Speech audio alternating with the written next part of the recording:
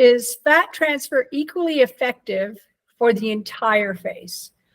Or is there advantages over fat over filler, or are there times when filler is better than fat? So if you ask 10 different surgeons, you'll probably get different answers for that question, because there really is no consensus, but I will say, and the problem is there's differences between patients depending upon their anatomy. There are a lot of benefits of fat transfer that you do not get with filler.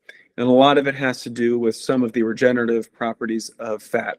Again, the stem cells, which can enhance the skin texture and quality to some extent. It is softer. It is a little more natural, in my opinion, in terms of its appearance.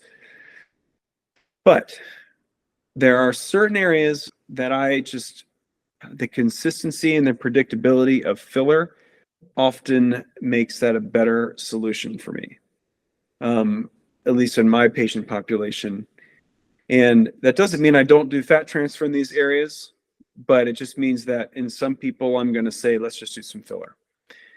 And sometimes that is under the eyes, because when you think about doing a fat transfer, you have to understand that, at least my approach is, when I'm injecting fat to restore volume, I'm injecting it into places where you normally would find fat. The cheeks, areas in the temple. If you actually look at underneath the eyes, there really anatomically there's no fat in some of those areas. So to try to do a fat transfer in some patients in that area can be a challenge.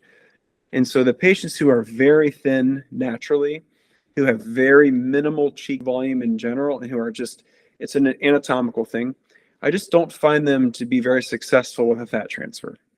And so in my patients who are very naturally thin, who have very hollow or very minimal fat in general, just genetically, I tend to look more towards lower blepharoplasty surgery with a little bit of filler, because that just tends to be more successful in my hands.